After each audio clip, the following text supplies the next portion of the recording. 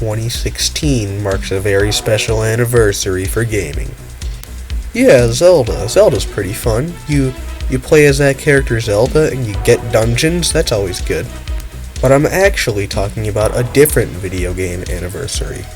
Nope, but that'll obscure this anniversary too. I'm talking about this anniversary. Yeah, I bet some of you didn't know this one. Hell, I bet some of you didn't even know what the frick Metroid is. But indeed, it is Metroid's 30th anniversary, and I thought I'd do my retrospective on the series, because judging by how Metroid got treated for its 25th anniversary, Nintendo won't care that much. So I, in all my 13 subscriber glory, will do something instead. So we're gonna talk about the first game now, guys, okay?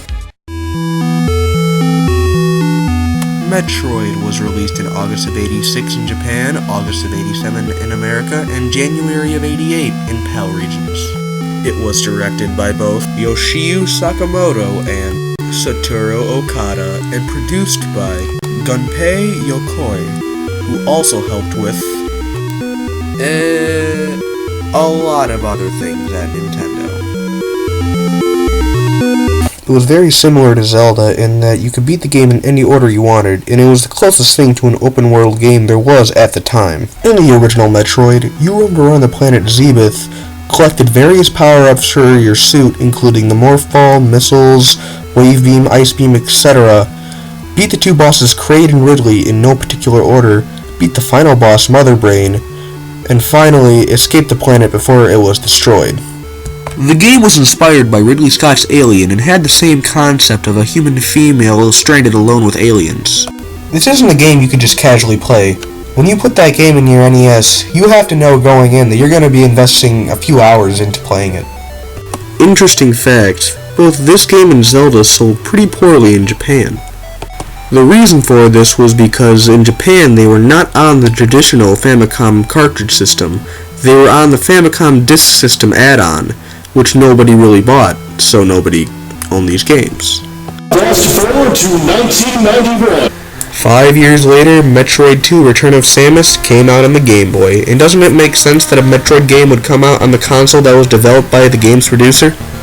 The story is that Samus is sent to the home planet of the Metroids to pretty much commit genocide on them before space pirates use them for their own purposes.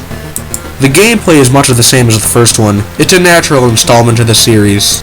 I would like to add though that this game added the design to Samus' suit that is still present today.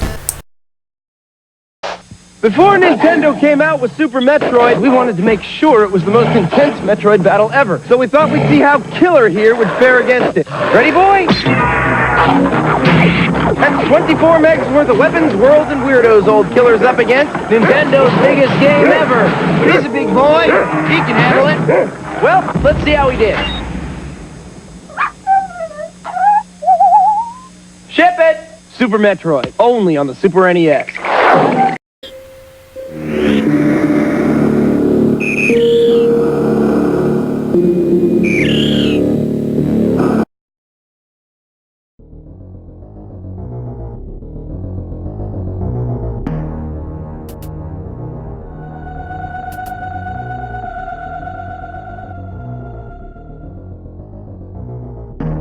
1994, Super Metroid came out for the Super NES, and story-wise was a direct sequel to Metroid 2, and the main villain was Ridley.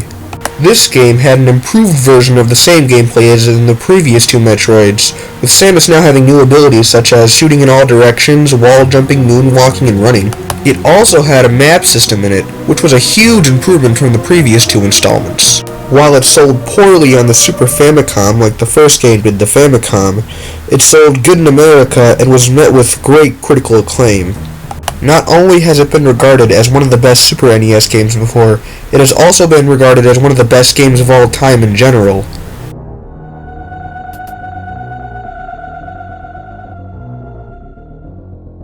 Thanks for watching, tune in for part 2, see you next time.